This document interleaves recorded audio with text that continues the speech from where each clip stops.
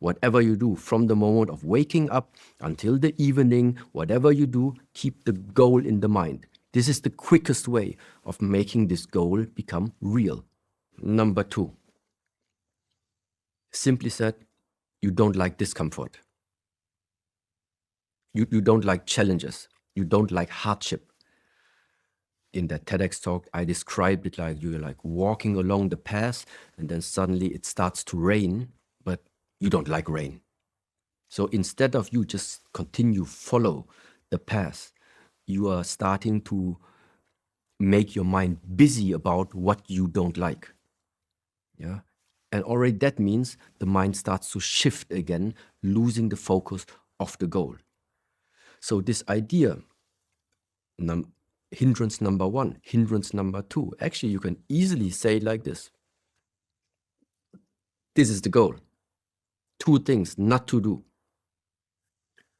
Spend your time enjoying, don't do this, or spend your time rejecting that things are not the way how you imagine them to be.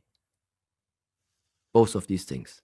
One is you follow pleasure, and the other thing, you're rejecting any challenges. Both of these things is something to be aware of when it comes to stay focused along the path. When we think about this first hindrance of sensual desire, is this where discipline comes into play? The idea of discipline, because that word is often used, but it's often lacking a clear definition, but also a clear understanding of how one attains and exhibits discipline. Because when I think about the things that require me to have discipline, it is these desires, it is the 5 gates, it is something I want to eat, it is maybe some kind of touch that I want to have, etc., etc. So is this where discipline is important?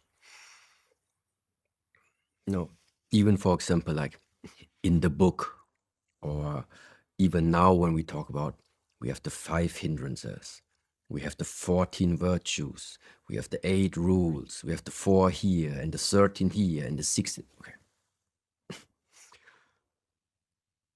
It's a very good guideline because it makes it easy for us humans to have something like really structured. Yeah, there are 4 steps, there are 6 steps, there are 5 steps whatsoever. What I want to say is, just in this way, it's also that only discipline